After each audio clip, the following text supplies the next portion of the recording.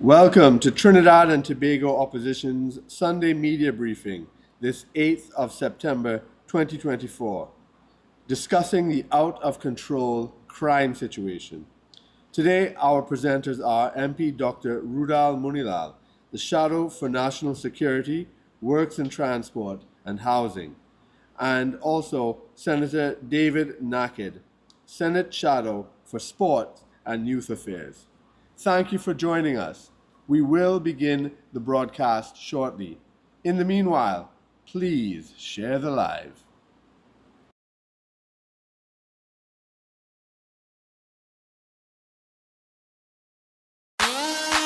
Everybody now, let's go. Come on, come on. Hey. Whoa, oh, whoa, oh, yeah, yeah, yeah. Whoa, oh, yeah, yeah. It's time to make a difference. It's time to turn that page. We got to do the right things if we want brighter days. Cause things ain't getting easy and the road ahead is tough. It's up to you and I to make the madness stop. Every day the things getting harder, and every day the things getting rough. And every day they hike the food prices and they implementing more tax. For the sake of our twin nation and the youth of the next generation, let's stand united, show we not divided. Let's show them now and send them a message now. Show them that we're the voice of hope. Send them a message now. Show them that our country ain't no joke. Send them a message now. Show them that we're the ones who care. Send them a message now. Oh, oh, oh, yeah, yeah.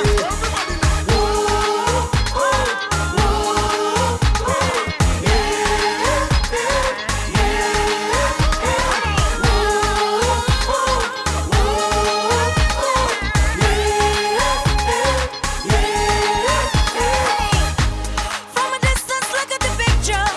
Tell me what you see. An abstract of destruction to destroy you and me. We got to do the right thing.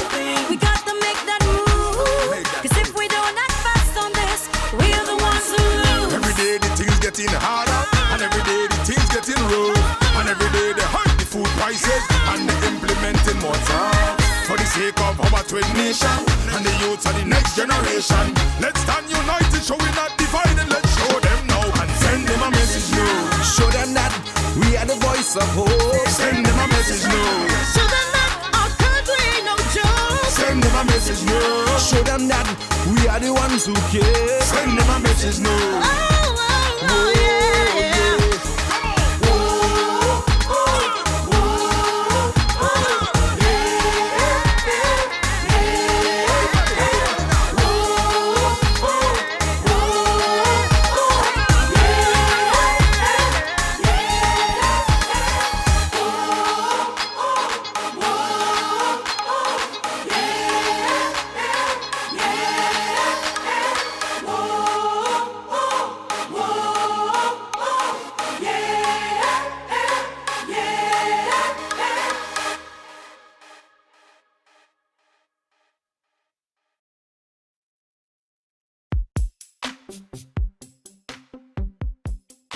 We stand united in the belief that if you empower community, the community empowers the country. We are the party that gave every child a secondary school education since 2001. By building more schools in 11 years than others did in 40.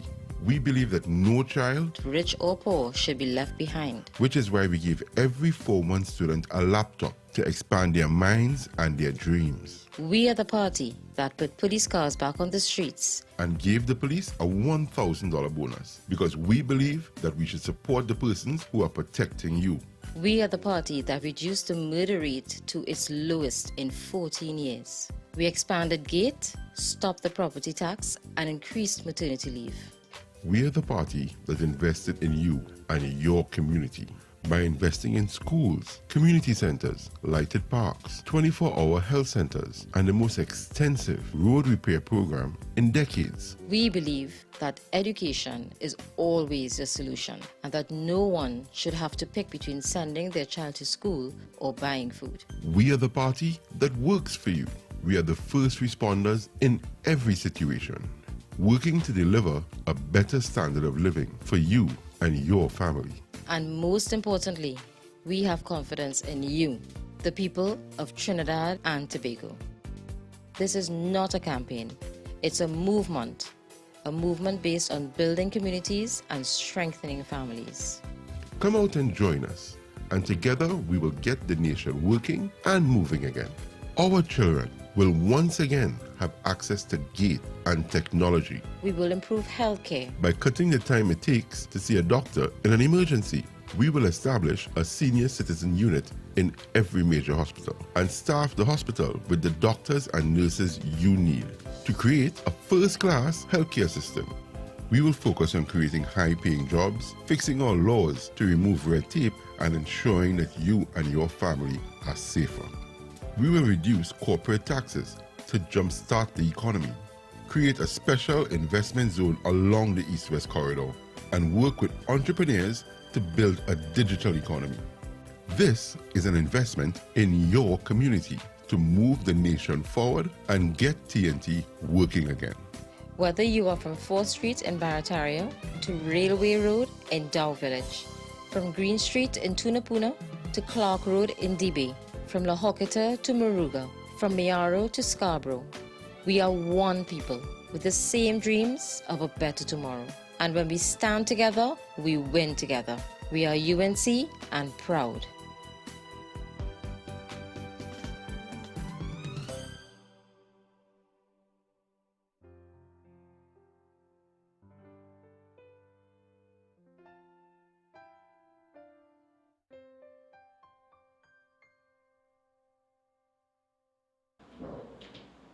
Good morning, ladies and gentlemen of the press.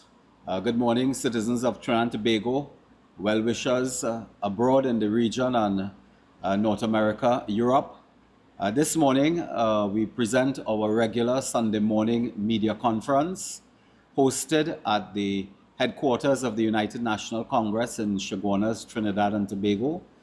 It is our intention, of course, to present several important issues to you, to raise matters of current affairs, matters that are affecting citizens of Trinidad and Tobago and the state of our nation.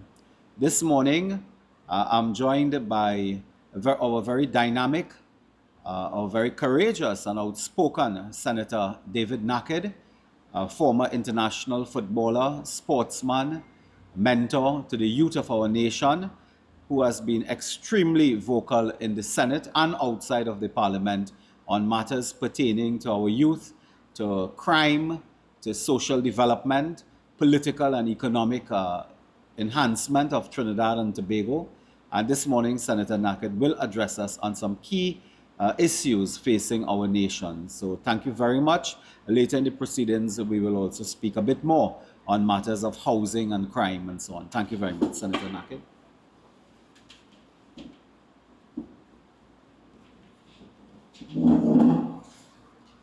In the name of God, most gracious, most merciful, thank you very much, Dr. Moonilal. We all say we call him the Oropuch lion, but for me, he's a lion in general. Just he's like the truth. Let him loose, and he'll defend himself, and he'll defend everyone that he can defend. It's an honor to be here, but I feel somewhat like the Grim Reaper. Every time I address you, people tend to know, as I got a message today from Washington, letting me know every time I appear, it's to address the horrendous state of crime in our country at present. But before I get into the substantive issue of that, there are a few things that we should address as the opposition immediately. We saw a very, what I call, specious, insipid submission made by Viash Nandlal, I don't want to mispronounce his name though, who economic advisor to the Prime Minister, speaking about the UNC manifesto and how it's a recipe for economic disaster. Well, I had to laugh, because one of my degrees was in economics, and I had an economics teacher at American University who used to say, it's a pity that more economists don't use common sense. And it was quite evident from his submission that he did not use any common sense. It's very clear that when our political leader speaks about cutting VAT, as we did between 2010 and 2015 to relieve the hardships of food prices and he was questioning where that revenue will come. Well, when you make an economic argument, you do not start off that argument based on what you have concluded. Then your argument becomes quite specious. What you do is you start off from scratch and you address how we would deal with it. And I think what we would deal with it, and the major issue when you deal with economics, is that you note it's all about how you manage your financial resources. And I think that is what the UNC does so well. And I would like Mr. Nandlal, as he calls himself, to know that when you have 140 million allocated for car parks, when you have 80 million allocated for refurbishment of a stadium that you refurbished a few months ago, then it's quite clear that the problem is not a lack of money, but it's how the PNM continues to misallocate funds and resources from our treasury. And there is no economics in that. It's called corruption. It's called thievery. It's called state banditry. And that is what we have become accustomed to under this Rowley-led PNM. So I think his argument was quite specious. I urge people to look at our manifesto in the light that we intend to do it, meaning that we will have proper allocation of resources and funds that will benefit the citizens of Trinidad and Tobago.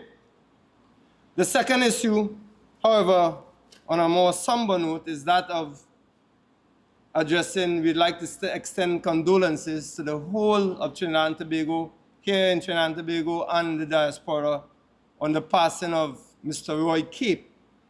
Mr. Roy Cape, who I happened coincidentally to meet just before Carnival time, for the first time in my life, was quite a privilege and honor. I met him in the Lavantil Desperados Panyard, and it was nice to see him. He seemed sprightly and lively, and we spoke briefly about my uncle, Roodal Charles the Hammer, and we'd like, as UNC and on behalf of our political leader, Kamala Prasad Bissessar, to extend condolences to the entire country of Trinidad and Tobago and to honor his legacy and what he has contributed. As I get into the substantive matter, when we look again at our criminality and our crime situation in Trinidad and Tobago, a common thread runs through it. And that thread for the last 9 years has been the inefficient, incompetent manner in which the PNM not only deals with crime in a substantive way, because let's not fool ourselves. The resources are there because we see them being used in all sorts of ways. I mean, we see within the cabinet, that place probably stinks to the highest heavens because we have people running out of the cabinet holding their noses to recuse themselves while their brothers and so getting billion-dollar contracts. So the problem in Trinidad and Tobago, don't be fooled, are not the resources to handle crime. And I think Dr. Moonilal will go more in depth in that. The problem is how this PNM government has failed to address the issue time and time again. What we are constantly faced with when we open the newspapers, as we wake up every single day, every single morning, to the tragic news 2 killed. 2 brother and sister, siblings, murdered. Kevon and Chanel Singh, murdered. Absolutely tragic in New Grant. We look and see a young, aspiring cricketer, Hakeem Mitchell, killed in Barataria. They said as a result of just happened to be there, the wrong place, wrong time. And you know, the PNM tries to frame every single murder that happens as somehow gang-related. Well, we know for a fact that's not true. They believe, the PNM, that once you classify murders as gang-related, the public will say, oh, okay, has nothing to do with us. But that's not, that is so disingenuous and specious that it doesn't deserve to be addressed. What we have to say, we just point to the statistics. We had that dear woman, and that is something anecdotal to me. I knew of this woman in Arima who took care of my lifelong friends, the Asu sisters in Arima, and she was killed. Mrs. Hyacinth, we call her, in Arima. She was killed brutally in our own home. And by all evidence, it shows she was also sexually assaulted. So we have an issue of not only crime that occurs daily, we have horrific crimes. And we cannot allow the PNM to direct the narrative, because they will come to us and tell us things like, crime is totally under control. I mean, we see these kinds, hear these kinds of, as the Express referred to it in their editorial today, we hear these kinds of cliches that they have crime totally under control. I think it was made by a DCP Benjamin. And that statement was so shocking. It was so irrelevant. It was so banal that not even someone irrelevant and banal as Fitzgerald Hines could substantiate it. He, when asked about if he agreed with that statement, he spoke about Hamlet, to be or not to be. He spoke about Trousseau. He spoke about Thoreau. He philosophized. He even reached the Cain and Abel. But the question was clear to the whole of Trinidad and Tobago, that crime in Trinidad and Tobago is completely out of control, and completely out of control more so by this government. This is our government complicit in our escalating crime. And I'll tell you why they are complicit. When the United Nations Office of Drugs and Crime stated on several occasions that the solution to crime or escalating crime, especially in third world countries, was education, education, education, sports. In other words, they listed education 3 times. Somehow, the PNM never seems to get that memo. Somehow, I don't know if I know we have a bunch of dances in this PNM, particularly. I mean, this is an aberration of what we would normally see as PNM. But we could not believe, as the opposition, that if you are told by the United Nations Office of Drugs and Crime that education, education, education is the key. Even your own founder of your party stressed that education is the key. And what have you done? You have done the worst possible job on education. You have cut for education for GATE. You have cut education for all the programs that the UNC had in place, whether it be MILAT, MIC, all the skill centers. You cut those things. You've cut education grants, you've cut school book grants, you crashed the laptop program. We had just the other day, all of a sudden we beg in China for laptops. We didn't want to beg India, but we beg in China for laptops. Even worse, and the flavor of the day, the media flavor of the day, is what we saw when it comes to our educational infrastructure. Well, I want to note a few things. Before I go into the microcosm that Tinapuna is, I would like to talk about the educational infrastructure. I was mandated by our political leader, Kamala Prasad, the sister, just about the end of last year, to take a look at the educational facilities along the East-West Corridor, because she recognized how important that would be in mitigating the scourge of crime. And this is a video that I made in August. In August, the beginning of August, I made that video in a school that now was highlighted 3 or 4 days ago by CNC3 News. And this was the St. Joseph's Secondary School. And I was sent there, and I was sent in January as well to the Mount Hope Secondary School. And I made videos talking about the horrible infrastructure prevalent at those schools. I mean, it's not fit for purpose. They are non-functional schools. Look at that. Look at the infrastructure here. I mean, you will not go there to play cards or all for a session. You wouldn't go there to take a drink with your friends. But we're sending our school children, and especially in these catchment areas where crime is escalating. These are so-called hotspot areas. Mount Hope and St. Joseph Secondary. If we pay attention, if we pay heed to the United Nations Office on Drugs and Crime, or indeed if we just pay heed to common sense, we will know that especially in those catchment areas, our schools are the most important medium to mitigate against crime. But look at these schools. No wonder we have a falling enrollment rate in Mount Hope. Mount Hope should be at an enrollment rate of about 500. When I went into that school, I was told by some of the teachers, anonymously, that there was about 140 students attending the school. Now, my information in Mount Hope is that they would like the PNM to close down that school eventually, and then engage in what they usually do in marginal seats, construct AGC housing and voter pad. Because there's no reason for a government that proclaimed today in the newspapers that they had $2.3 billion for school upgrades in the last 8 years. Look, $2.3 billion, and listed on their list, earmarked for rehabilitation and renovation is St. Joseph Secondary and Mount Hope.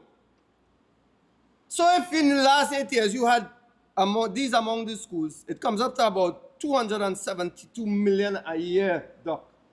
No one can see evidence of that. Even the Education Minister, Dr. Nayan Gatsby-Dolly, she said after paying recurrent expenditure and all of those things, she only had 50-something million to rehabilitate the schools. So something is not jiving here, Doc. Something is not clicking here.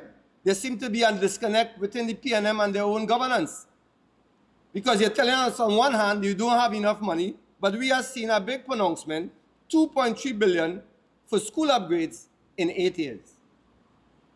And we see listed on that list there, we see 2 of those schools that the UNC highlighted since in January and early August.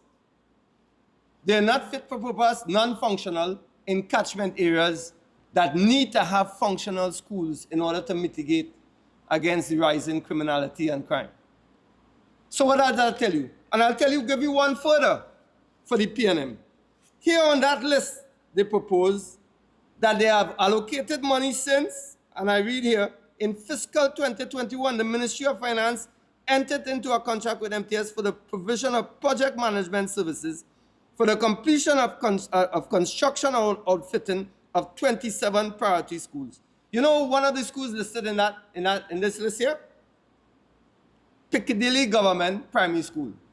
People of Trinidad and Tobago, Piccadilly Government Primary School has been closed down for the last 4 years, and there has been no work started on that, but money has been allocated there. So where the money gone? So we have a government here, obviously, quite comfortable in not only misallocating, mismanaging, engaging in blanket corruption when it comes to our education, and then they have the nerve to come and tell us that they have crime totally under control, when they have completely undermined, undercut the very measure that everyone points to that can help mitigate against crime. And this is important that we keep talking about the education, because the UNC has stated in its manifesto that the first thing that we will do when it comes to education, we have to revise and review the infrastructure that is appalling. I mean, look at that here. That is the St. Joseph Secondary School. That is appalling that our government can have months to prepare our schools and students have to return to this.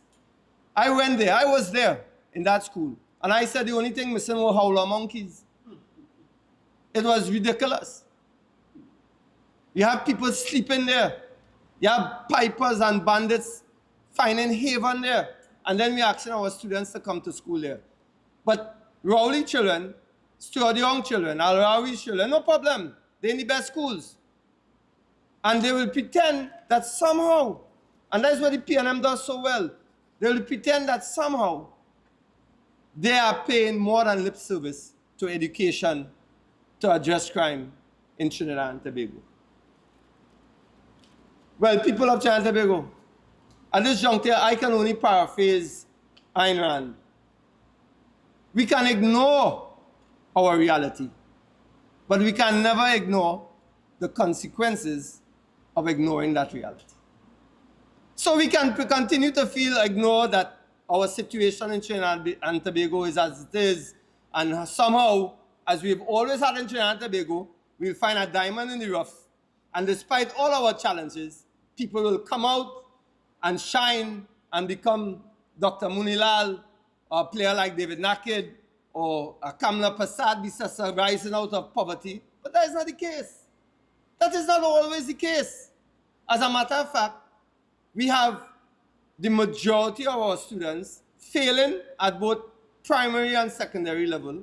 So we are throwing them literally to the wolves. That is why I am saying the PNM is literally complicit with the gangs and the criminal gangs that pervade our society. They are complicit.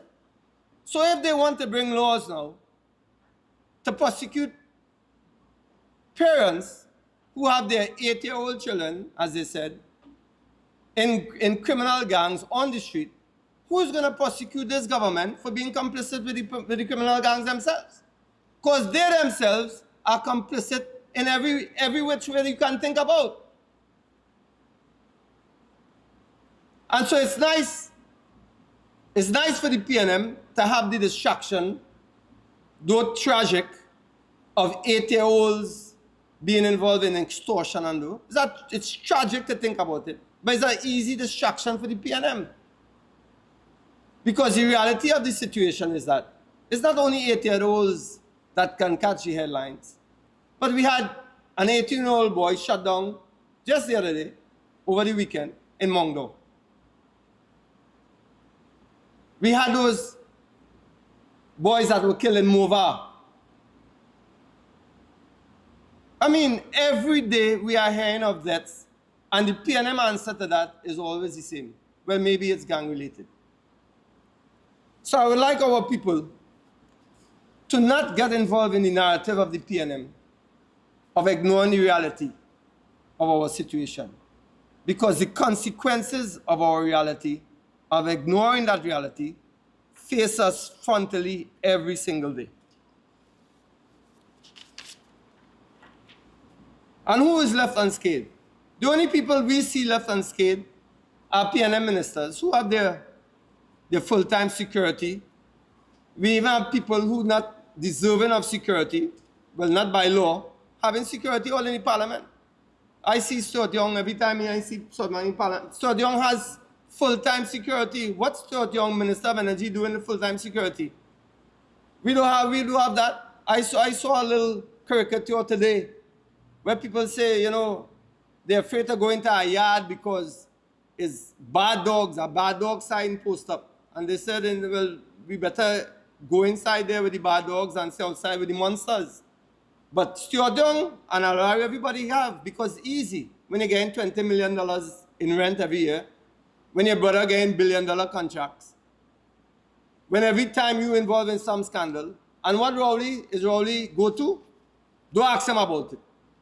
And I want to address that because I know everybody on election foot, and I want to address that. It seems that our country has become afraid to address the issue that is facing us when a black politician, and I refer to Rowley, he comes in front of the media and says, don't ask me about that. And nobody asks him about it. Because there's some kind of something embedded in our psyche where we feel if we question a black politician, somehow we somehow anti-black. But I don't understand that. And I don't care about that. Rowley has proved himself to be the most corrupt, inefficient, non-present prime minister in the history of this country. And he is not given a hard time. I can just imagine if Kamla Prasad Bissessa had come to the public, or Dr. Moonilal, or whoever, but an Indian face, and said, well, I'm not addressing that. Or don't ask me about that. Boy, what do you say? Tongue bundle. Tongue will burn. And we have to get rid of that mentality because elections are coming. And we cannot let the PNM let us slip back into that abyss of racial insanity, as Selwyn Kajori refers to it, where we just see everything in terms of African and Indian. We have a prime minister who has failed. He has, for all intents and purposes, he has failed this country. He does not address the problem. He sends the most incompetent people to do so, and they give us these cliches and these banalities that they have crime totally out of control. So I want to bring it locally to you now, people of Trinidad and Tobago. And I'll use Tinapuna as a microcosm of every other community in Trinidad and Tobago. And why I use Tinapuna, I could have used St. Joseph. I'll use Tinapuna because of the demographics involved. It has the most diverse demographic in Tinapuna, more than most communities in Trinidad and Tobago. We have everything there. So I'll use that. So if I'll have it up on the screen, what we noticed when we walked about, we had community engagement in Tinapuna. What was the most pervasive issue for the people of Tinapuna when we engaged with them? Crime. Crime. Infrastructure. Rampant and rising food insecurity, extortion, gang violence. And they were highlighted in some of the newspapers, 2024, Newsday, gang violence, extortion, cripples business in Tinapuna. Then Loop News, same 2024, 3 shot in Tinapuna. Newsday again, police killed 3 in Monte Grande. Again, Tinapuna man killed for shooting at cops. Living in fear in Monte Grande, another article. Then again, in the guard, 2 killed, 3 injured in Tinapuna shooting. And what we have, responses by PNM to crime in Tinapuna, Ford, Esmond Ford. In Tinapuna, they call him now Esmond Fraud. Esmond Fraud, I am trying my best. Esmond Ford in 2022, all I can see at this point is to advise young men to stay away from crime. Wow. Wow. I think as far as philosophers are concerned, we should put Esmond Fraud right up there. His advice to young men in the gang life is to stay away from crime. Now, this is an MP who has not held a single meeting in those hotspot areas. I know, because I go up there in Bamboo, First Trace, Second Trace. I know those areas, and I go up there, and they haven't seen their MP Ford. Because he cannot go up there, because he has done nothing for them. But his response to that, and listen to this, Ford recently, a few days ago, issued a warning that Tinapuna will go to the PNM because he was born and bred in Tinapuna. So the PNM, appealing to the lowest common denominator, is a wee boy. So Ford, born and bred in Tinapuna, has done nothing for Tinapuna, but that is his appeal to the public the citizens of Trinidad and Tobago, that he was born and bred there, did nothing for them, but Tinapuna should go there. And you see, I mean, I call it a microcosm because that is what the UNC does. And I think they have a fellow up in Sandy Grande, I think his name is Monroe or something, who was involved in some rental scandal as well. That is their appeal. They can't come forward, Esmond Ford can't come and say, well, I have a solution. I have scheduled a series of meetings with the at-risk youth, vulnerable youth. I have made available the community centers for them to have after-school learning. I have talent identification officers on hand. I have mentoring officers on hand. They can't come and tell you that because they have done none of that. What they'll do, they'll put that in writing. Foster Cummins will put that on his Facebook page. But when you look at the reality on the ground, they have done nothing. They have done nothing in order to alleviate the problem. So people in Tinapuna, they tell me they are under siege. When you go through Tinapuna, at 6 o'clock, you cannot hope to get somebody to come outside their house, Doc. You cannot hope for that. They're in their house, ensconced, because they know at any point in time, anybody could get it. And that is the stark reality, not only of Tinapuna, but most of our communities across the country. And I just touched on one of the mitigating measures, which is education. It's a very immense measure that we of the UNC will be employing immediately to make sure that the generations that follow will not be, we will not see the headlines that eight-year-olds involved in crime and gangs. So Trinidad and Tobago, when we notice the failure in our education system, especially in the at-risk catchment areas, we cannot just point out. We have to point, sometimes make a comparative analysis. So I will give to the people of Trinidad and Tobago a comparative analysis. In the late 80s, early 90s, Belgium faced a crime and escalating crime and criminality problem in their urban cities. It was horrendous. It was so much of a problem within Belgium that they were actually considered by the EU to be denied when the EU began. The EU began in almost the mid-90s. I was in Europe at the time playing. And Belgium had a serious problem, and the way that they addressed it, in 2 years, they brought down crime and criminality in their urban areas in and around Brussels by 30%. Down. And how did they do that? They built functional community centers and schools that gave access to all. They employed immediately officers to mentor those students and coaches to mentor those players. They also built every 400 meters within urban areas, you had a playground there. You had a playground, functional. What did the PNM do? All our sporting facilities, no lights, Atobolan, poor fields, poor track. And every time they come with more refurbishing of stadia, and you ask yourself, well, why? How does building a not fit for purpose Skinner Park, where there's only fat, stank, and dirty we seeing, and people can't play a proper football match there, though? They can't play a proper football match there.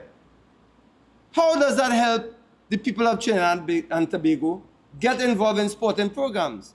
Now, when Belgium initiated their facilities, initiated their program, they also gave incentives. In other words, they told schools within a certain area, should you produce a player or players for our regional teams, our national teams, we will invest in the infrastructure of that school, or perhaps put on a wing, or perhaps invest in a lab, whether it be a chemistry lab, whether it be a computer lab. They do those things, depending on what was agreed between the principal of that school and the government. Now, all these are ideas that the UNC will bring to the table. We will make an incentive-based educational system where our principals, our teachers are involved and motivated to make sure that they produce either outstanding student athletes, outstanding athletes, or outstanding students. But right now we are faced with a PNM government that basically clueless as to how to improve our educational system. And based on what we spoke about as far as incentives are concerned, if we look at what our political leader has said in our manifesto, we will provide rewards for effective policing, and this is very important. Given the horrendous pay that our policemen receive, they accepted 4%, okay, it's very clear to us that our TTPS, they must be rewarded for effective policing. I mean, we had just that case just the other day down in Silots. I would imagine the TTPS would have some blushes to be spared by what happened. That a car overturned, was in fire, and apparently there were 2 police cars there, and they said they couldn't do anything. And 2 brave boys from Silots had to go and take the man out of the car. Now, we know that we have very good police officers. I know many of them from playing football with them and so. But I was appalled to hear that there was a police car right opposite the incident. And he refused to look and him go and try and pull the guy out. I mean, what happened to our bravery? But if we have rewards and incentives for our policemen, they will have, there's an issue to risking your life. There must be a cost benefit to that, even when it comes to our policemen.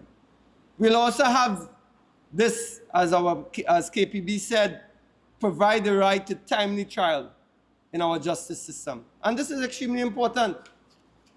We have an abysmal detection rate by our TTPS. I think, Doctor, right now it's down at 8%. 8%. I mean, when you have those kind of numbers, then you have people in remand for years, I mean, you're going to have a backlog of criminality and criminals coming through the system. People who go into the system, having made a mistake or two, they end up being hardened criminals because you have people, they're going into the remand yard with people who are hardened criminals. So provide the right to timely trial. The UNC plans to introduce a constitutional right ensuring that accused persons receive a fair trial within a reasonable time, addressing delays and enhancing justice. And that is very important because you must attack this crime and criminality from 2 ends. You cannot just look to put people in the penal system. You cannot do that and give contracts to your justice on time people. You cannot do that. You have to try and stave off, or even when you have them within the penal system, you have to have some form of restoration and rehabilitation. So when we look forensically at what this government has failed to do, we see a Keith Christopher Rowley, who is hapless, hopeless, floundering. I mean, it's like somebody threw him off one of those 3 ships on the coat of arms, and he in the sea floundering. And he came and used that and distracted our people for a good 2 weeks. I think it was a good 2 weeks, Doc, that we were distracted by a coat of arms. So we have one pirate, which is Rowley, modern-day pirate, right in the back of an ancient pirate, Christopher Columbus, to distract you, the people of Trinidad and Tobago, to our reality. And I refer again, we cannot continue to ignore the consequences of ignoring reality. So this pirate called Keith Christopher Rowley, who just used our national instrument, our steel pan, to have us change the narrative that must be constantly on our minds. How do we protect our citizens? How do we protect our young boys and girls? How do we give them an avenue for advancement? How do we make sure our small and medium businesses have a fair chance in order to mitigate against crime? And he distracted us by the coat of arms. So as I said before, and I continue to say, let us stay focused as a people. Let us stay focused as a party. We are the United National Congress. We know we have the solutions that are to the problems that are bothering you within the society right now, whether it be crime, homelessness, food insecurity, a lack of education for your young boys and girls. We have the solutions. And I urge you, people of Trinidad and Tobago, I urge you. As a matter of fact, I do more than that. I beg you, especially those within the at-risk communities and along the East-West corridor, do not be guided by elders who made you or themselves vote against your interests. We are for you, the United National Congress. We stand behind our political leader, Kamala Prasad Bisesa. We look forward to making sure that we are returned to government in order to help this country go forward and reach its true potential. And I wish you all the best, Trinidad and Tobago. I introduce you now, I call him the Trinidad and Tobago Lion, not Toro Pooch. He's international and he's like me. He don't care about no African Indian. He'll tell you like it is. I introduce you to the one and only Dr. Roodal Moonilal.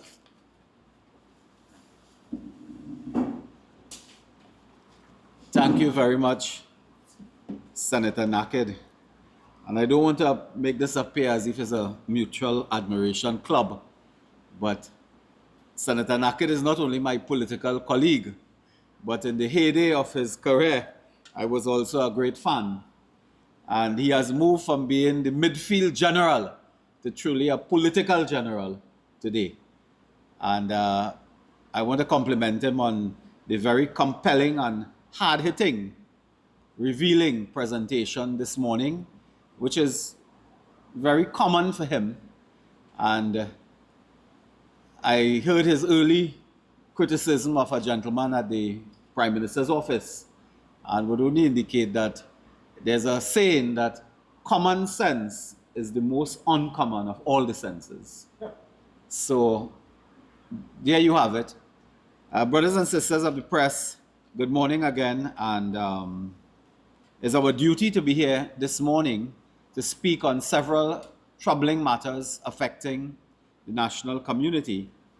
And Senator Nakhid has really given us some very revealing analysis on the problems facing the youth of our country, the collapse of the government in terms of addressing crime and young people and development that has led us to this sorry state that we are in. Before I begin with the couple points I have, I also want to join Senator Nakhid in extending condolences to Dr. Roy Cape's family and friends at this time, and Senator Nakhid dealt with that. I'd also like this morning to take the opportunity to extend deepest condolences to the family, the friends, and the media fraternity on the passing of veteran and ace photographer Krishna Maharaj, who we have known for many decades in our public life, but also outside of the public domain.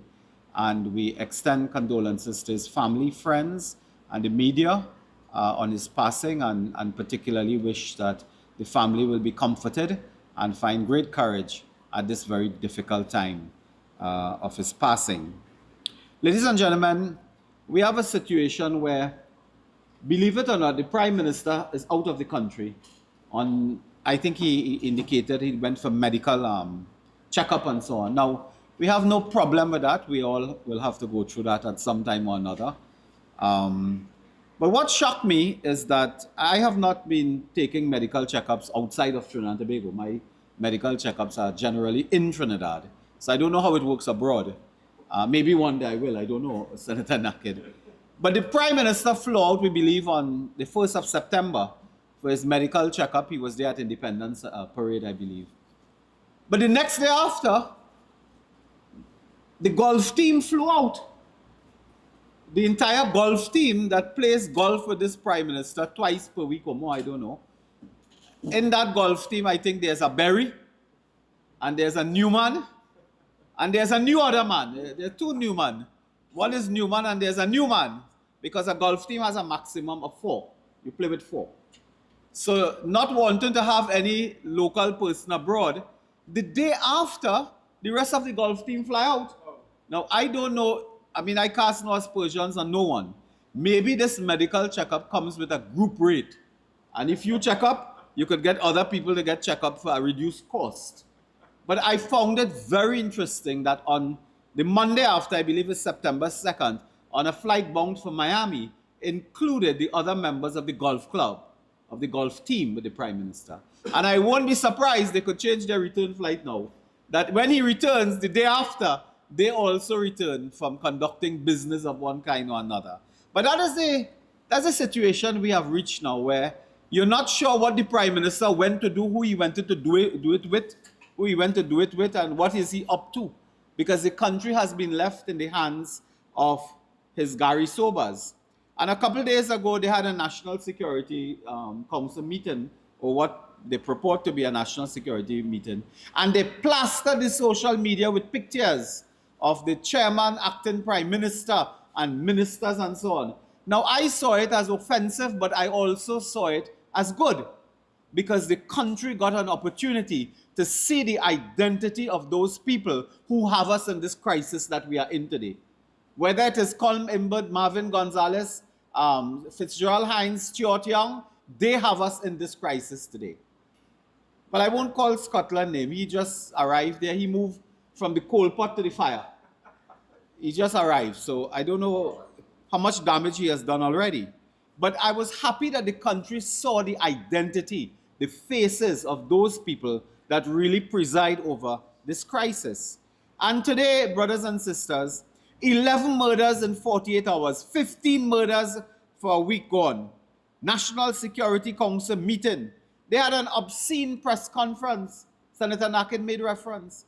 An obscene press conference. And I unlike the Trinidad Express newspaper of today, where there's an editorial and it says, insulting our intelligence.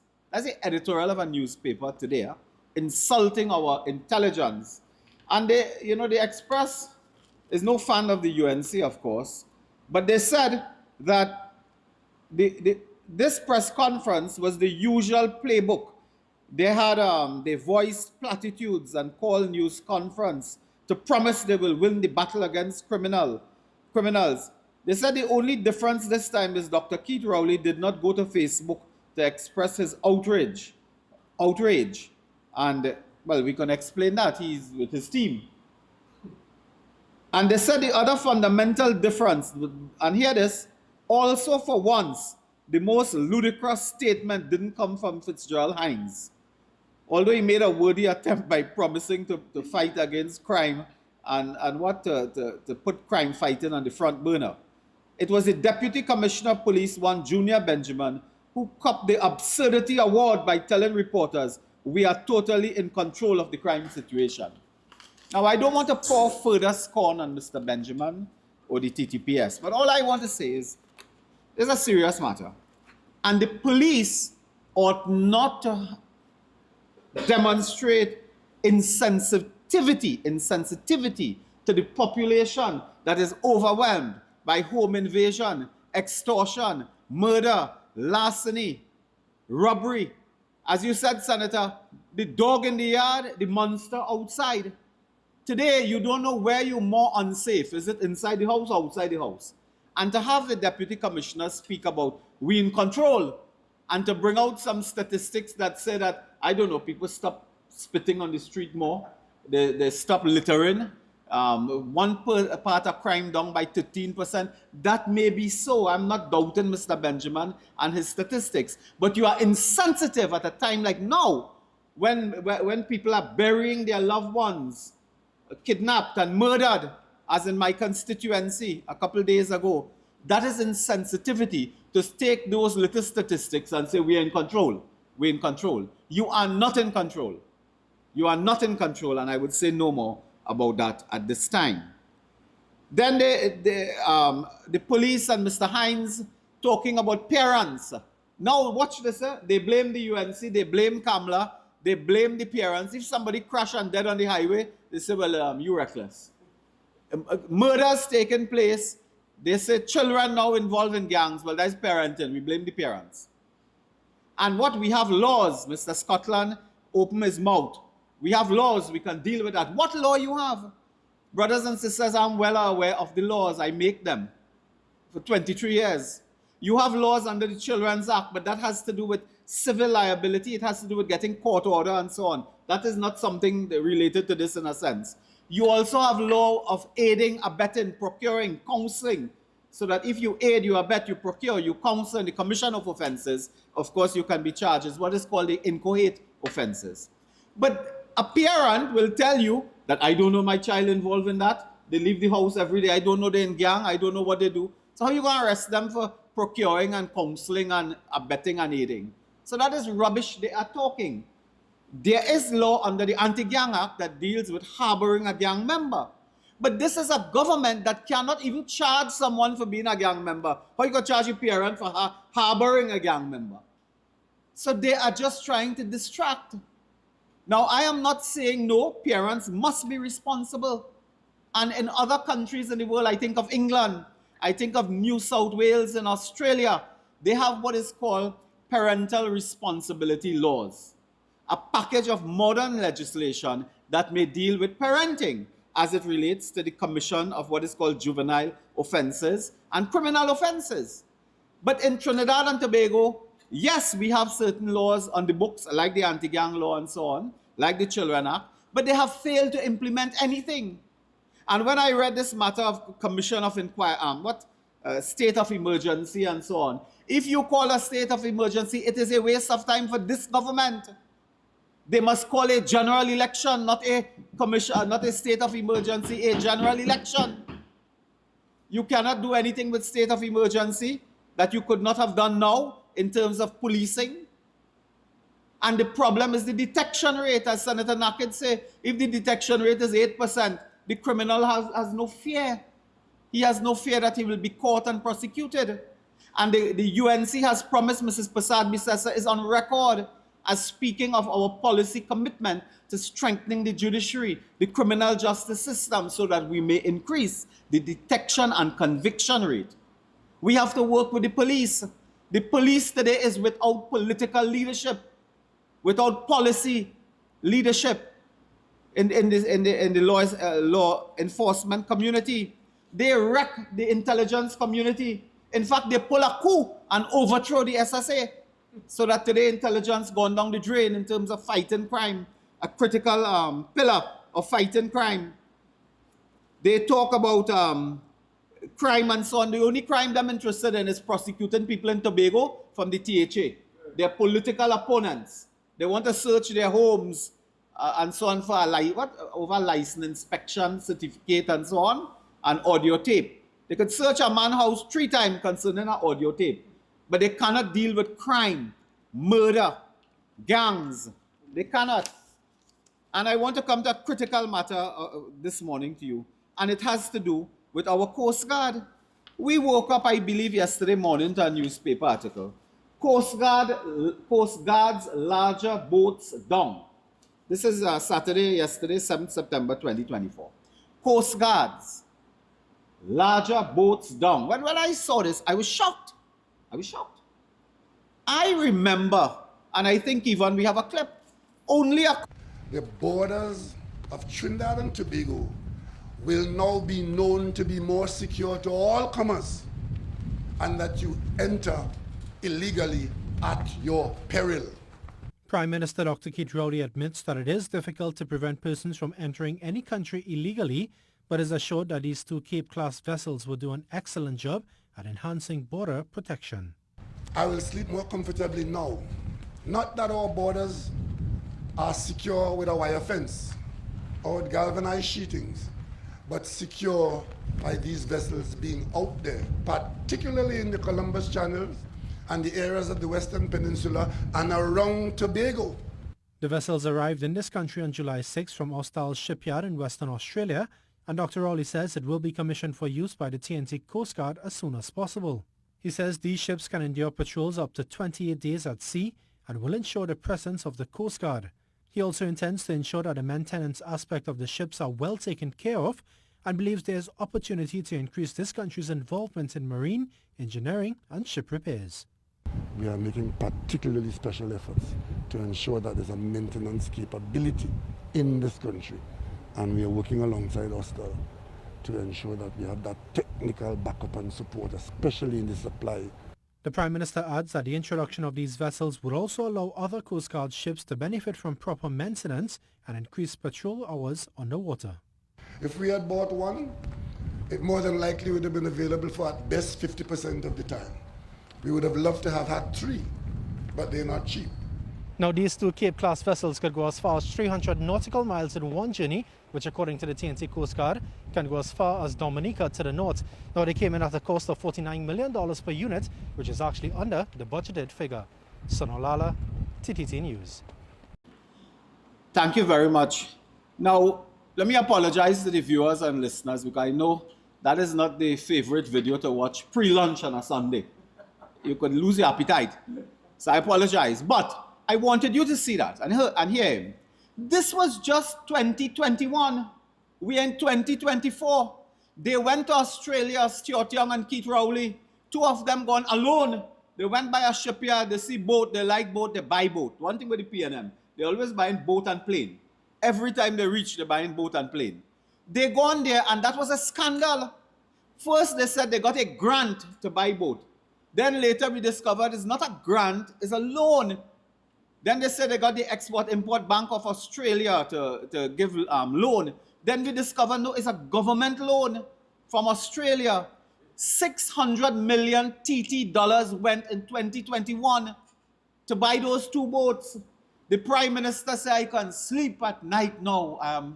We are protected. The border and the islands are not naked anymore, or something like that. Watch now, 2024, both large-scale vessels are down.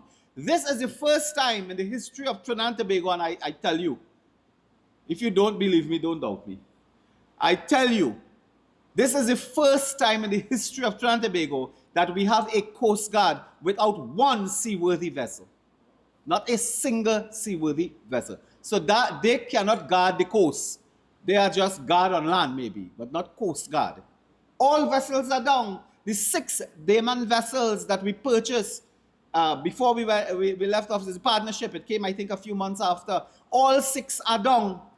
The 2 large vessels of the Australian Hostal are down. They have allowed those vessels to be in a state of disrepair because they failed in the first instance to renew what is called service level agreements.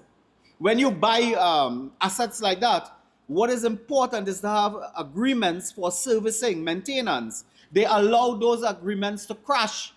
The boats then park up, the vessels park up. It became harder to repair. They sent some to Suriname, they sent to Dominican Republic. We don't know when they went, when they came back, what is the current problem. Nobody can tell you when those 2 large vessels became inoperational. Nobody can tell you when they became non-functional. When was the date that they could not go to sea? No one can tell us that.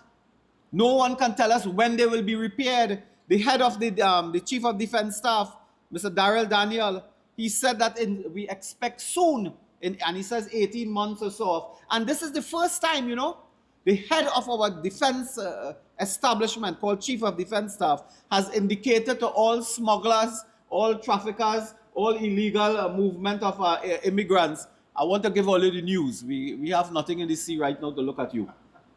So if you're coming, let us know. That is where we reach. Call first. If you can't come, call. That is what they are telling us. The Chief of Defense Staff told the international community of criminals that we have no seaworthy vessel now. I don't know if they have a raft operating that they can go out with at night or whatever. Rowley went on one of those vessels, remember, with Fitzgerald Hines and spent a night out at sea. Not with Hines alone, but I think they went out on some trial business and so on. And they spent a night and boasted that they were so happy that we had these vessels, the hostile vessels, today not one working. They all dock. They cannot function. This is where we reach. That is the crisis we reach with the Coast Guard. And we have called before for the Joint Security Committee on National Security at the Parliament to investigate and to bring the Coast Guard before us to get an inventory on every single asset. I am asking for an inventory We are asking for an inventory of all Coast Guard assets. If they have a bicycle, I want to know if the tire good. I want to know that. If they have a motorbike, I want to know what they're doing with that. If they have a raft, a pirogue, anything, we want to know what is the state of those vessels. Can they use it? Is it fit for purpose? The Prime Minister go off for his medical treatment, checkup and so on, and not one vessel is operational in the Coast Guard of Trinidad and Tobago. And that is what is happening. Now, sometimes there are people who ask, is this deliberate? Is this deliberate? So that guns and traffickers and smugglers can have their way. Is this deliberate? We had a dry dock facility here in Chaguaramas. They allow that to be dysfunctional as well. They lick up that so that when you have a boat, you cannot repair it in Trinidad. You have to send Suriname and Dominican Republic. Today, those boats, I'm told, the Damen vessels, they have to go back to Suriname for certain works and repair, and then do trials in the sea, what's called sea trials. So we will be in this state for some time to come. So no wonder gangs are operational and taking advantage of it. I want to share something with you. Recently, we had a report, the United Nations Office on Drugs and Crime. A report, and I have it in my hand here.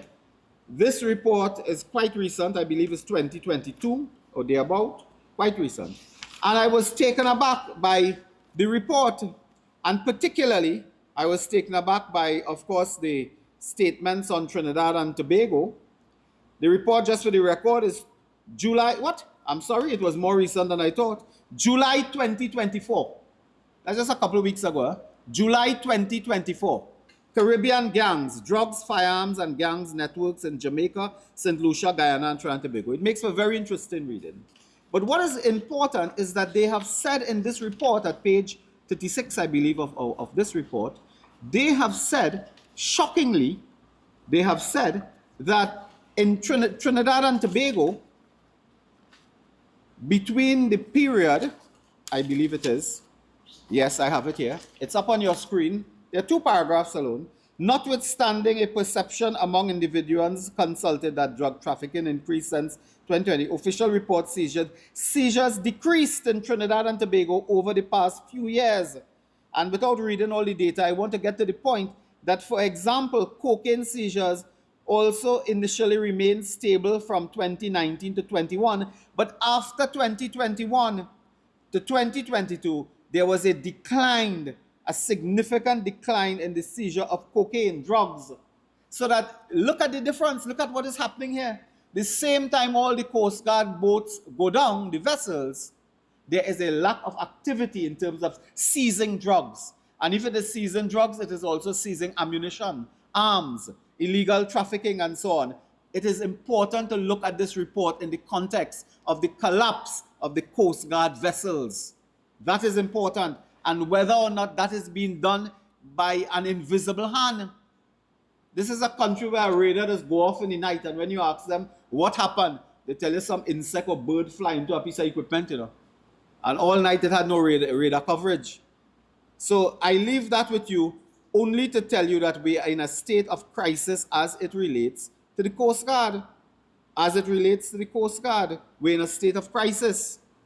And this report highlights that, and that must be juxtaposed with the collapse of the Coast Guard in terms of the maintenance, repairs of its vessels and assets. And while that was happening, the Minister of National Security remains in office, talking a set of rubbish day after day. I think the Senator Nakhid gave a quote that he, when asked whether he agreed that crime is under control, I think he started with Greek, ancient Greek mythology, and then went on to Shakespeare, and then went on to the Bible and so on. And Akash Samaru had to ask him, do you agree or not? But that is Mr. Hines, and others will deal with that. I only wanted to let you know that in the Coast Guard today, the 2 Cape class vessels are not operational. 6 Daman vessels, including 2 utility vehicle vessels, are not functional.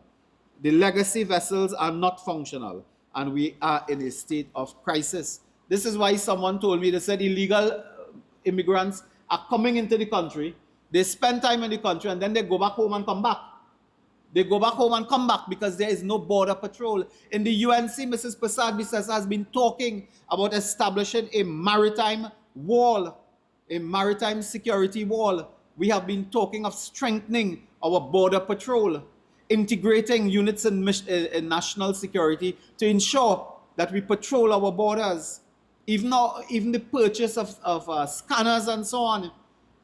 This country is supposed to have 8 functional scanners that I have 1, maybe 2 at this time, if at all. So that look at the scanners, look at the vessels in the Coast Guard, and they tell you a story. I would like to get on now to another issue that occupying some attention on our side. Now, I will make the point that we do our research well before we come here. We don't come here by VAPs and we don't come here to VOOP. Now, a few weeks ago, it was August 18th, I made a presentation at this very podium. And a burning matter of that day was illegal quarrying in the Matura area, where a company, it was in the newspaper, we have the clipping of the newspaper, of course. It was in the newspaper where a company was quarrying in the Matura area in proximity or on lands that are protected, that are in close by to the nesting, the turtle nesting and so on, and also forested areas that are protected. We raised that issue on this platform. We went further to bring to this country the name and identity of the company doing it. It was a company by the name of Trillions. Trillions. I raised it right here. And we put up the name of the directors because we found it. So we put up the name. Do you know, as soon as we raised it here, the company pick up the bulldog shovel and the backhoe and they run away. They run away. That is the company. I see you may be looking at it. Trillions is the name of the company. We said as a matter of fact, without casting aspersions, that the directors were one, I believe, Rose, and it sounded like something from a company we recognize in the public space called the Heliconia Foundation that operates out of Balize House. They have their seminars and their programs out of Balize House, and I want to keep that on the screen because I'm coming to that. So when we raise the issue of Trillion Systems Company Limited, we call the directors, one Andre Miguel, I believe, one Kiran Rose and James Rose and so on. We call them out. They ran away from the quarrying site. The EMA said we had no knowledge of that. Anybody quarrying there, they have no certificate of compliance. They ran away. The Ministry of Energy said we don't know nothing about that. The people ran away. But do you know that very company, Trillions, the very directors, established in 2018 another company by the name of Rose Capital Investments Limited. Rose Capital, and we have the documents, company documents. Andre Miguel again shows up. James Rose. They also have, we have all the documents in front of us. I don't want to spend too much time going through everything and calling everybody's name, but it's important to keep in mind a few of the key people who are involved in that business. These are the same people from Trillions involved in Rose Capital Investment. That company is established, what you are seeing there circle out, is really the objective of the company according to legal documents. According to legal documents in our possession, members of the press, and the document referred to there is called Certificate of Incorporation. That company is established. The purpose of that company is for finance, insurance, real estate, and business services. That's what you're seeing here. Company established for finance, insurance, real estate, and business services called Rose Capital Investment Limited. Now, I was shocked when it was brought to my attention that that company is, apart from quarrying under another name, they are involved with the HDC. I have in my hand, and you have on your screen, a letter from the HDC, which again, these are letters where I don't have the ability to prove 100% is authentic, but I believe it to be. There's a stamp. And the letter is addressed to the manager, Rose Capital Investment, Golconda Settlement, that is in my constituency. Please be advised that Rose Capital Investment has been awarded a contract for the construction of retaining walls and box drains to the tune of $3.7 million. A company established for banking, finance, insurance, service, real estate, building box drain and retaining wall for $3.7 million from the HDC. Look the letter there. This is signed or purported to be signed by one Noel Garcia. Noel Garcia is the same character that appears at UDCOT, HDC. Only remember Santa Rosa housing recently where a Chinese company pick up the shovel and they run. They collapse everything when we raise the matter. Now, this is shocking, and I'm calling on somebody here this morning. I mean no disrespect to the person. One Jaisal McFarlane is the managing director of the Housing Development Corporation, HDC. Jaisal McFarlane. Ms. McFarlane, this morning I ask you, is it common for a chairman of a board to be signing contracts for box drain? These are matters dealt with at a divisional level. A manager in charge of what is called facility, a manager in charge of maintenance and so on. They enter contracts with people all the time, hundreds of contractors to build box drain, retaining wall, paint a house, fix cupboard and so on. The chairman of a board, the chairman, look at on the screen, signing a contract for $3.7 million for Rose Capital, established for real estate and insurance services, to build box drain. And the box drain is in a housing project in Gasparillo. I want to ask if that project ever start and if it ever finish. Because you see, I have a next document now. I have it all this morning for you. Is on your screen is a copy of a check. And the check is made out of Rose Capital Investment, a government check, for $4.8 million. Now, how did 3.7 reach to 4.8? Now, what is that? Interest? What is that? Transaction cost in economics, transaction cost. And this check is the 24th of what we believe to be April, the 17th, sorry, of April 2024. 17th of April 2024. Rose Capital received a government check.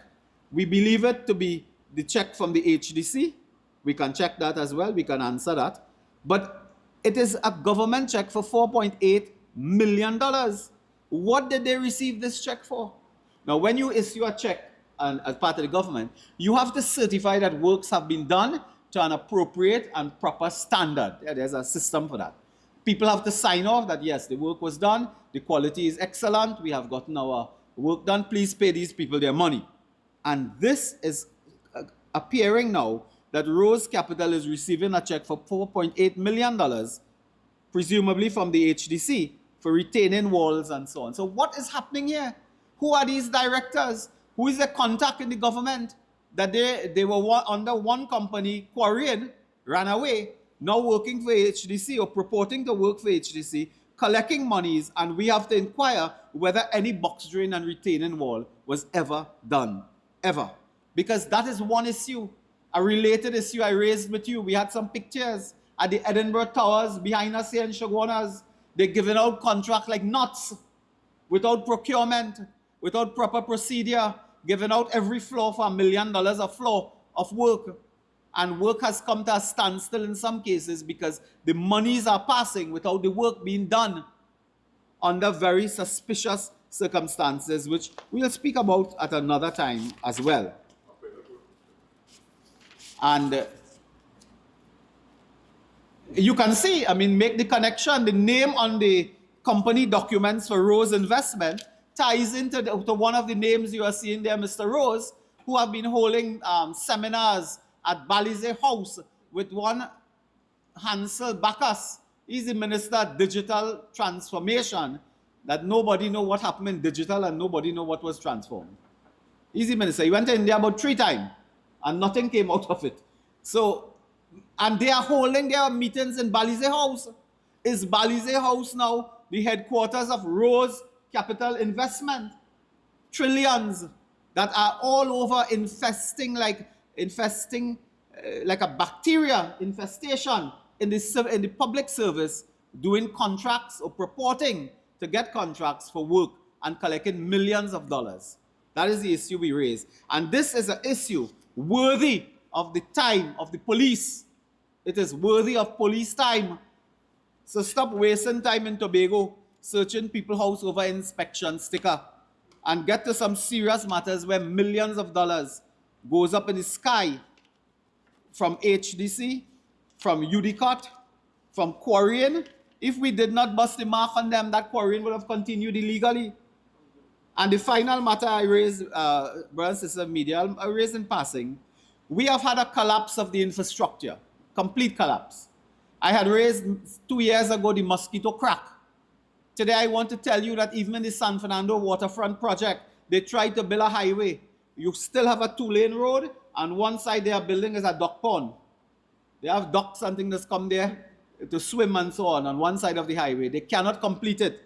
In Claxton Bay, those of you who go north-south, Claxton Bay has something called an iron wall. It have a piece of iron in the middle of the highway. When you're passing, it's called the iron wall. Somebody asked me once if they could advertise on that wall, put up banner and poster and so on. They tried to fix a landslip there. Nobody knows why the job collapsed, the landslip collapsed, everything, and they left an iron wall, some sheets of iron there. That is a danger.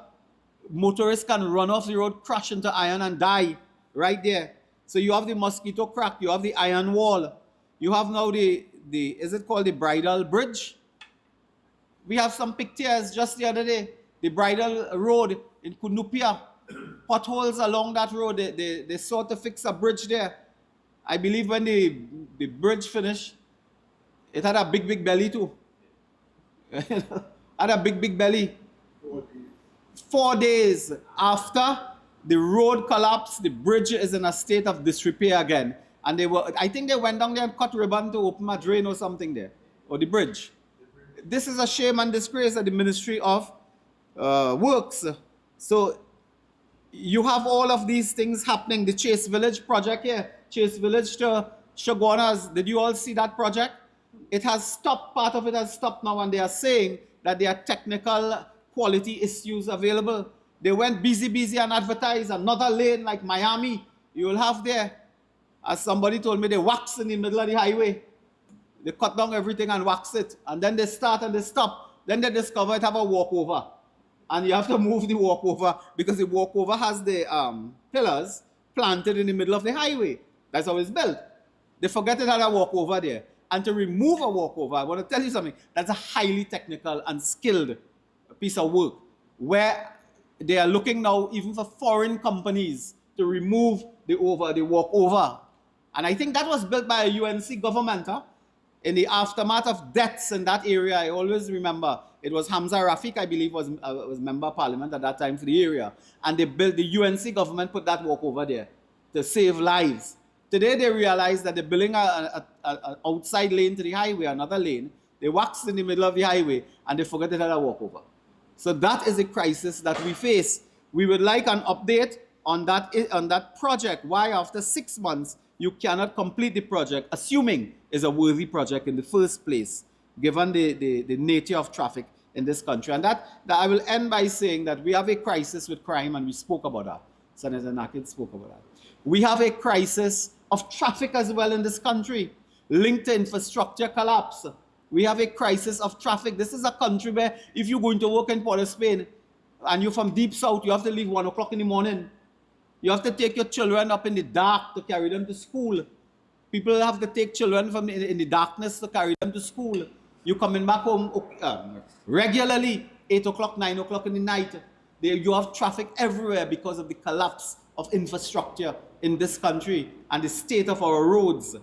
And therefore, the United National Congress has already, and we will continue to highlight, an infrastructure development program.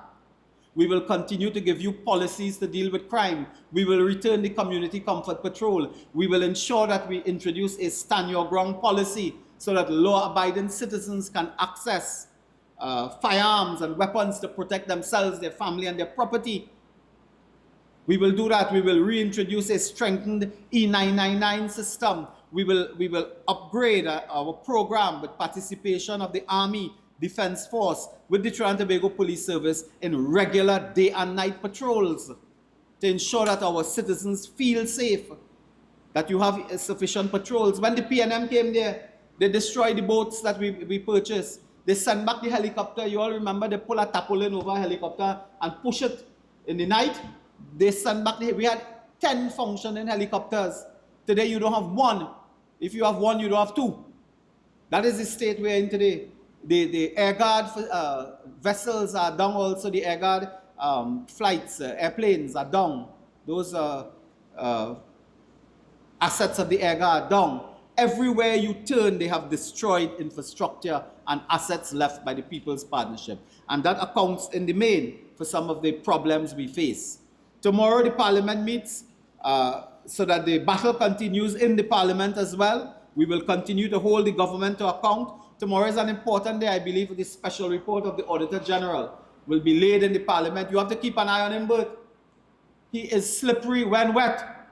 He is slippery when wet. Tomorrow he may well come to the Parliament and refuse again to lay the special report of the Auditor General, because the Auditor General is complaining even today that she was denied access to critical information from the central bank on the state of the economy. So you have to keep your eye on him tomorrow at all costs. So ladies and gentlemen of the press, I'll leave it there, and myself and Senator Nakhid will be happy to take any questions that may be forthcoming. Thank you very much.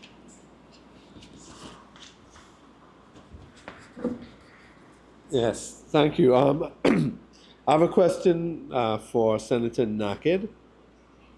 As the UNC coordinator for Tunapuna, can you elaborate on the programs for youth, such as sporting programs, which this government has cut, and the impact that this has had with regard to young people and crime? Well, under the UNC, we had sporting programs reaching to the amount of $300–400 million under the best sports minister that this country ever saw, Senator Arnold Roberts. What we propose to introduce again is sporting programs at the primary school level. What this government has failed to understand is that we have to have sporting programs at the primary school level and coaches. You see what you're doing? You're going to introduce an entire ecosystem around sporting programs. I want citizens of Trinidad and Tobago to understand what Tunapuna meant to the East-West Corridor before. Tunapuna was the hub of sporting activities, with over 15 functional sporting teams in Tunapuna alone. Famous names, Black Bull, Phoenix, I could tell you on and on, table tennis teams, everything. They were the hub.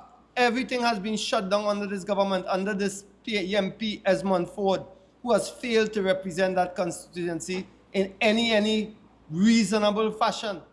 What the UNC will do is reintroduce across the country sporting programs funded by the government into primary schools, going through secondary school, because that is what the taxpayers' money are for. When taxpayers pay their money, it's not only for elite athletes, for Shamfaka Joe and Rowley to come and parade with a picture, giving money to some elite athlete. That helps our community. It boosts morale. It gives us a sense of community, a sense of spirit around the country.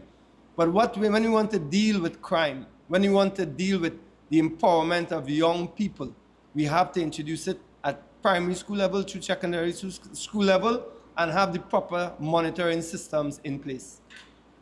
Well, that leads to the another question related, which is, what do you think then the main reason is that the government has neglected the rebuilding of schools, especially in the at-risk catchment areas?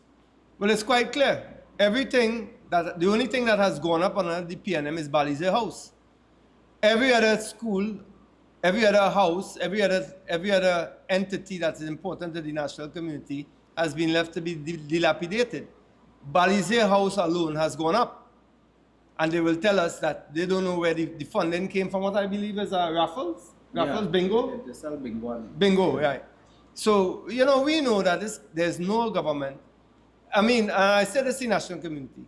Every PNM accusation is a confession. When they talk about corruption, when they talk about squandermania, that is the PNM. And that is what they have done. So when they refurbish, I think Brian Lara, they want to refurbish again to the tune of 100-something million after they spend 1.2 billion. It shows just how much this PNM government has mismanaged, misallocated, corruption and squandermania under them. we will change all of that. Right. Well, Dr. Moonilal, in relation to that question, with all the abandoned assets in the education sector in the school, you also mentioned the abandoned assets in national security. Is there anything that perhaps can be done about these hundreds of millions of taxpayers' dollars just wasted and abandoned? Well, the first thing is that we need a proper inventory of the state of play. You can't begin to address the crisis unless you know exactly what is the state of the vessels, of the equipment, of the assets, of every arm of law enforcement, not just the Coast Guard. And that would be a mammoth early job for an incoming UNC government to assess quickly, because you have to work to get parts, to get maintenance, to get personnel, to get, you know, the wherewithal to have them operational.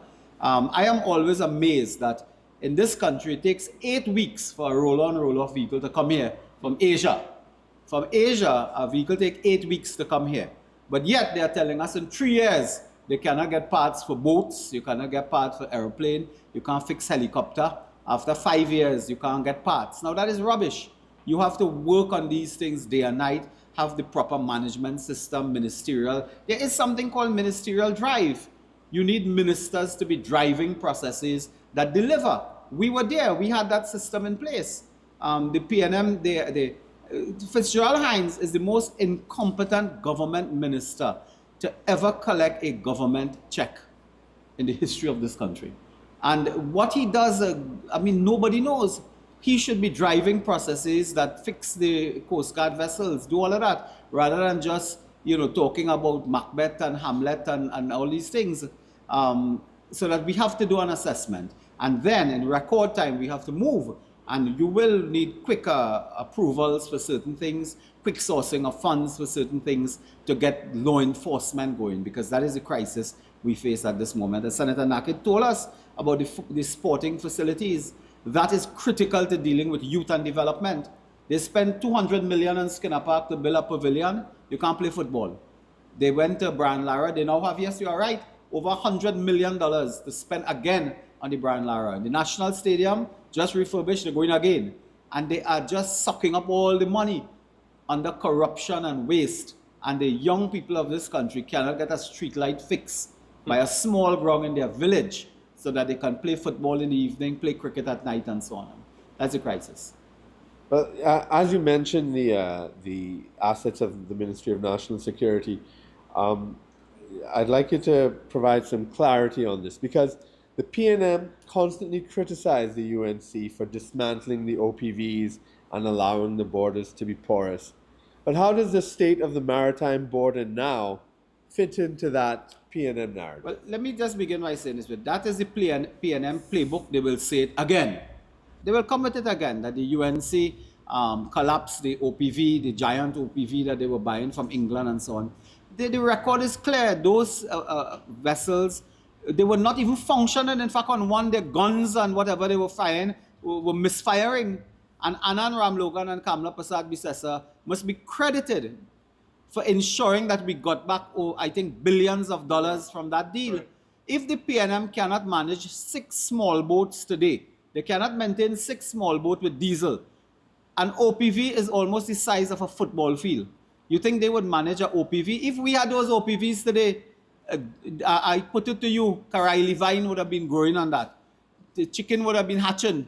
They would have had that covered with bush. That the OPV today would have been like the Shiva Boys and Parvati Girls School in Pinal, if you had OPV. You cannot put diesel in a little Deman vessel.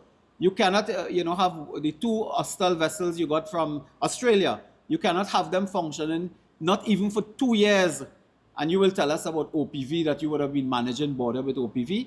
Who would have been going out on the OPV to manage the border? They would have to take CPEP to carry them out there to guard and patrol. They don't even have the proper human resources.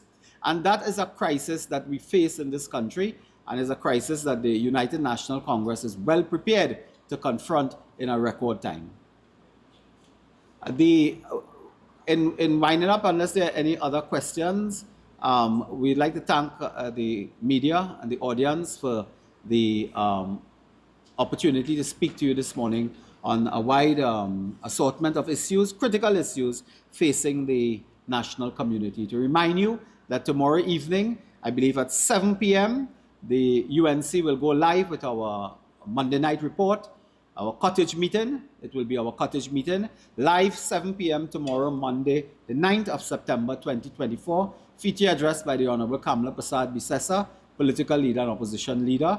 So tune in on all the social media platforms and so on that you're accustomed to for our Monday night cottage meeting, 7 p.m. live from the headquarters in Shagona. So we invite all members, supporters, activists, and so on to come out in your numbers to that meeting tomorrow evening, Monday, the 9th of September, 2024, for our Monday night cottage meeting. And Senator Nakhid may say a few closing remarks before we finish. We'd like to thank you once again for allowing us, the UNC, the loyal opposition, into your homes. We urge you to be safe. We urge you to be vigilant, and we look forward to your support as we are on election footing, I believe, as we seek to drive out this incompetent, this corruptible Keith Christopher Rowley, the modern-day pirate of Trinidad and Tobago. And we wish you all a very, very pleasant week. Thank you. Everybody now, let's go.